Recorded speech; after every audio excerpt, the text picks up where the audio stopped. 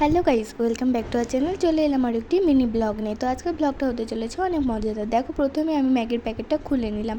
তো আজকে আমি সন্ধ্যার টিফিন বানাচ্ছি ম্যাগি। তারপরে দেখো জলটা বসিয়ে দিলাম।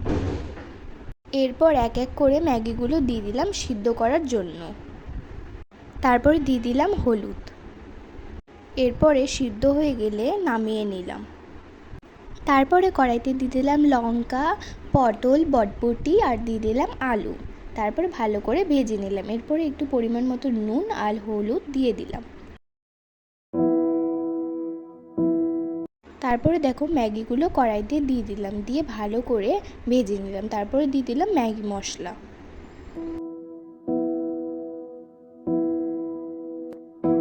তো তৈরি আজকে আমাদের টেস্টি টেস্টি ম্যাগি। তারপর সবাইকে দিয়ে দিলাম। তো আজকে ব্লগটা এই পর্যন্ত। ভালো লাগলে লাইক, কমেন্ট, শেয়ার আর সাবস্ক্রাইব করতে ভুলবেন না। টাটা।